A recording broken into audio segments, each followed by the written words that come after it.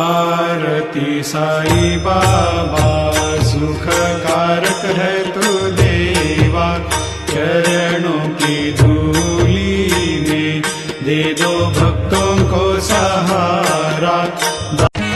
श्रीयाञ्जनेयं प्रसन्नाञ्जनेयं प्रभादिव्यकायं प्रकीर्तिप्रदायं भजे वायुपुत्रं भजे बालगात्रं भजेऽहं पवित्रं भजे सूर्यमित्रं भजे रुद्ररूपं भजे ब्रह्म।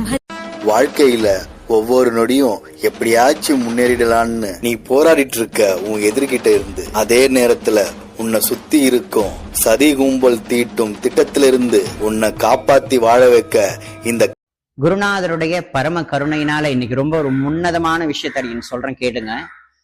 நிறைய பேர் பாபா கிட்ட என்ன மாதிரி ஒரு பிரார்த்தனை வைக்கிறது, அவர்கிட்ட என்ன மாதிரி ஒரு வழிபாடு செலுத்துறதுங்கிறதை நிறைய அடியார்கள் கேட்கிறாங்க.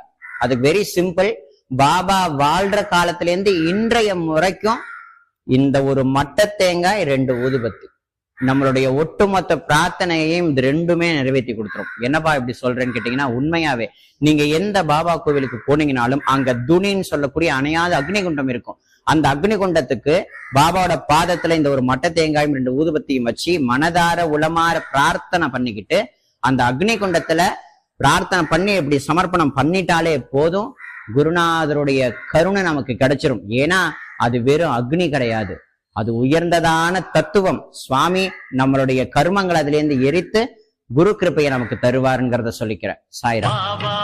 கருணாலயம் பாதம் தான் கமலாலயம்